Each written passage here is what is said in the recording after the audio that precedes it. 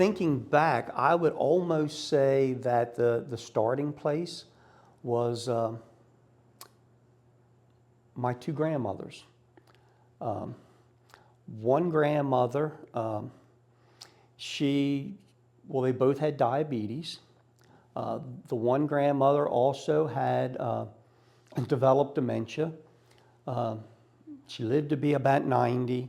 She lost her eyesight, went blind, and she ended up in one of the local nursing homes in Chestertown. I was probably in my early 20s. Very immature. Didn't know how to really process that. And I remember, of course, with the dementia, she would repeat herself a lot. And as a young, immature person, it bothered me. I did not know how to deal with that, how to handle it. So I probably stopped visiting her as often as I should have. My paternal grandmother, also diabetes, different situation. She stayed in her home because of diabetes and had caregivers. Because of her diabetes, she ended up losing both of her legs, and she was, bedridden. It was another situation there. There was some dysfunctional family dynamics. And again, I was also in my early, mid-20s. Not very mature. And I kind of checked out of that because of the family drama. Later, I got to the point where it really upset me because I wasn't there for my grandmother at her later stages in life. So then I ended up in the ministry, and one of my strengths that I realized in pastoral ministry was pastoral visitations. And I would visit people in hospitals and nursing homes, homebound folks. I can remember sitting with one lady in her living room. She was in a wheelchair, late 90s. Her son was taking care of her adult son, helping her in and out of the bathroom, bathing her.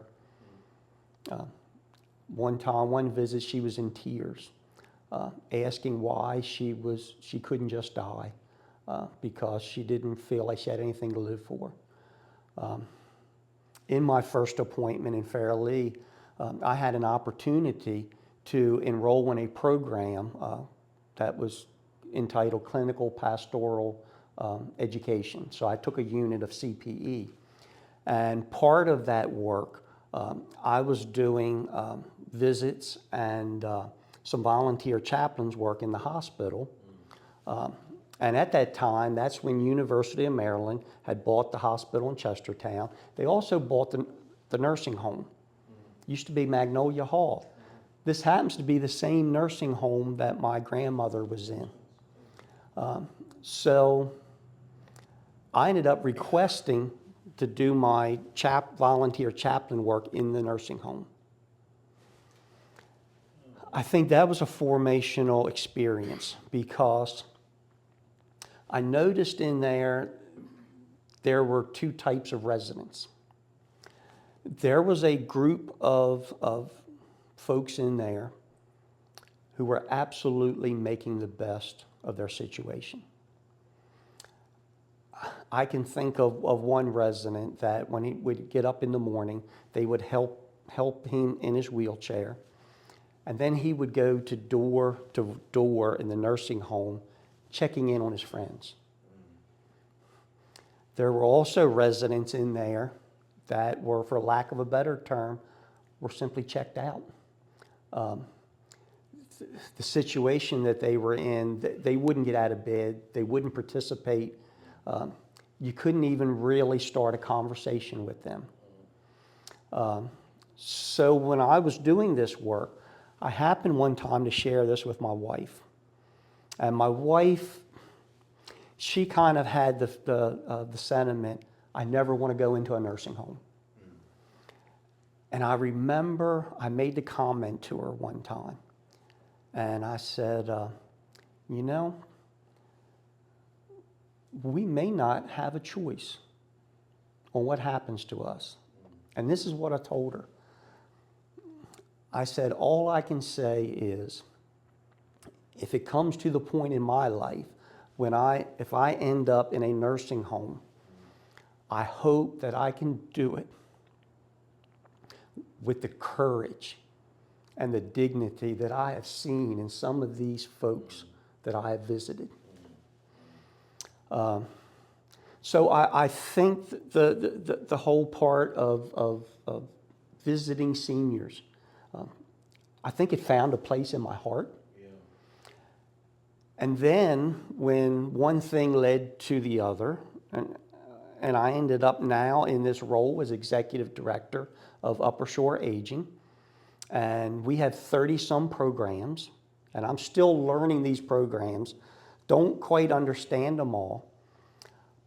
But one thing that I've learned in this past month is that the statement that I had previously made to my wife, while it may be true in some situations, is not completely true. When I said we don't have a choice, because what I've learned from the programs that we offer at Upper Shore Aging, so many of these programs are providing seniors with an alternative choice. Options of receiving assistance that will keep them living in the community. That's what the senior centers do, and the congregate meals and the Meals on Wheels programs, providing them with meals so that they can live in their homes, the activities in the senior centers, some of the subsidy programs, the Medicare programs, helping seniors understand the programs, giving them options so that they have an alternative besides living in a nursing facility. Also, there's programs that help seniors in a nursing home who would like to get out of the nursing home and return to society. So actually, as I was thinking about this interview and considering my life, and because it does seem unusual that I ended up from a waterman to a pastor to the executive director of Upper Shore Aging, and as I looked back and thought about my experiences, I'm thinking that perhaps it is more than a coincidence that I'm here.